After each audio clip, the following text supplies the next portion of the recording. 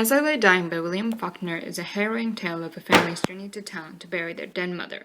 However, the novel is more than just a simple story to town. If we examine this book through a Marxist lens, we can see that Faulkner uses the Bungeons to emphasize the growing socioeconomic gap between the upper and lower class. To truly understand this, we must understand the historical context of the book. As I Lay Dying was published in 1930 and set in the 20s. Now, when we think of the 1920s, people often think of the flashy, excessive, Great Gatsby, jazz age, roaring 20s. However, for the working class, life was anything but flashy and excessive. Alan Nesser is a professor of political economics and philosophy, and he explains this. The consumption boom of the 1920s went along with the century's greatest inequality. Nothing of a middle class existed in the 1920s. 60% of families earned less than what was required to provide only basic necessities. This means that the majority of the wealth and prosperity was only enjoyed by the upper class. The disparity between the two classes was most prevalent in the South.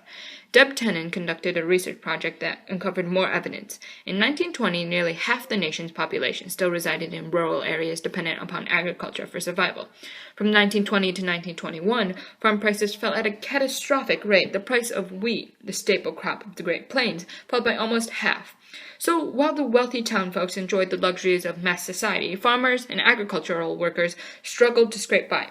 It is no great exaggeration to say that, for the rural America, the Great Depression began not in 1929, but in 1920. The divide between haves and have-nots in the 1920s was the divide between city and country. Faulkner is able to capture all of this in As I Lay Dying. Cheryl, a professor at Michigan Tech University, analyzes the relationship between As I Lay Dying and the time period. When Faulkner published As I Lay Dying, the modernization of the South had already begun to propel a spatial and social dislocation. As I Lay Dying allegorizes this collective upheaval of traditional rural life by setting the hapless Bungeons on a journey to town. Faulkner emphasizes the importance of hard work within the working class. For the Bungeons, everything in their life revolved around work. When the Bungeons are first introduced, it is in relation to their work.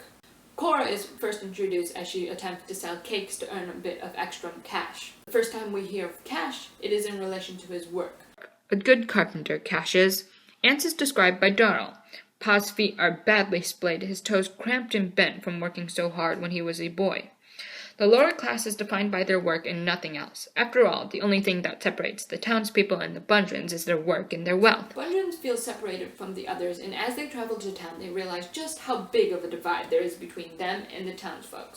The Bungeons think of themselves as being middle class and have the same ideals as the middle class. The Bungeons share the middle class ideal of being materialistic, and they attempt to achieve the American dream through materialistic means. Ants goes to town to buy teeth. Cash is saving money to buy a gramophone. Even Vardaman wants to go to town to buy a train.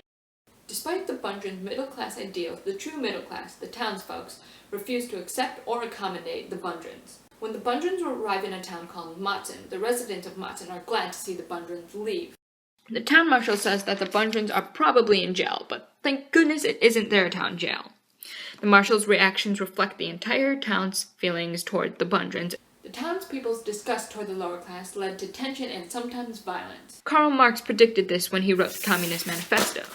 Society as a whole is more and more splitting into two great hostile camps, into two great classes directly facing each other, bourgeoisie and proletariat.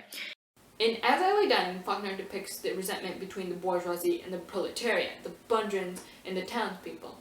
Cora is bitter and jealous at the townsfolk's leisure. Those rich town ladies can change their minds, poor folks can't. Even Vardaman resents the boys in town who can afford the train and other toys.